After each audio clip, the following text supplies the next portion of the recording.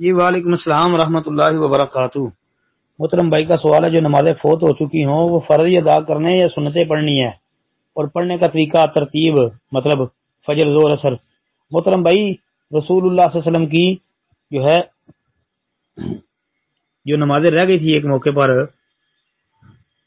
تو آپ علیہ الصلوۃ والسلام نے جو ہے وہ نمازیں ترتیب کے ساتھ ادا کی تھی، تو لہذا سنتیں بھی پڑھنی چاہیے، سنتیں چھوڑنی نہیں چاہیے، کیونکہ نبی علیہ الصلوۃ والسلام نے جو نمازیں پڑھی تھی ان سے یہ نہیں کہیں ملتا کہ اللہ کے رسول علیہ الصلوۃ والسلام نے صرف فرض پڑھے تھے، سنتیں نہیں پڑھی تھی۔ مطلب کہ رسول اللہ صلی اللہ علیہ وسلم کی نمازیں رہ گئی، آپ علیہ الصلوۃ والسلام نے ظہر عصر مغرب عشاء چاروں نمازیں جو ہیں ترتیب کے ساتھ ادا کی تھی۔ آتی ہیں حدیث سنن نسائی کے اندر، دیکھ لیں، صحیح بخاری وغیرہ کے اندر اور کتابوں کے اندر بھی۔ السلام علیکم ورحمۃ اللہ۔